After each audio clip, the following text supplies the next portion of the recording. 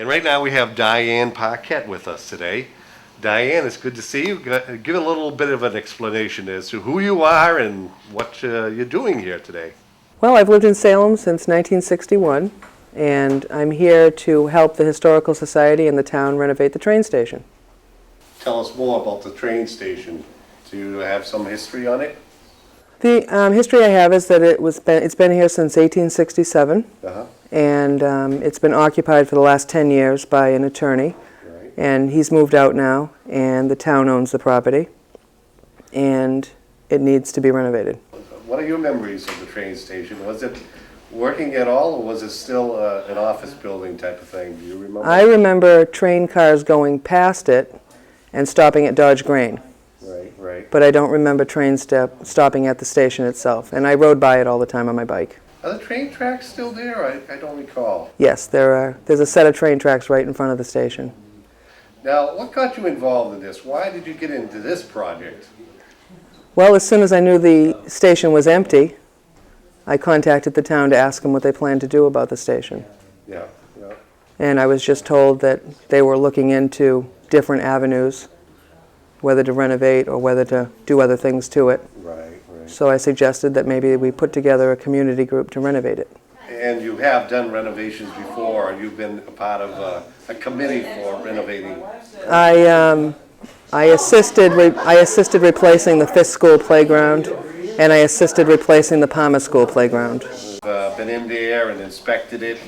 Well, the inside shows signs of water damage on the ceilings. Yeah. It's apparent that the roof's been leaking for quite a while.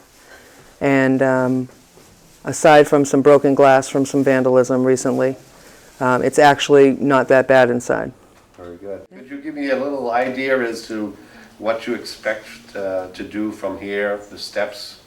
Well, the first step is to determine the actual footprint of the building from its historical perspective, because the addition that is on there is not part of the historical building itself. And actually, there's an indication that the lawyer's office is on top of the original platform that the patrons would wait for the train for. And once we determine the actual footprint of the building, then we can determine what needs to be done to it by priority. And right now, the roof is the priority.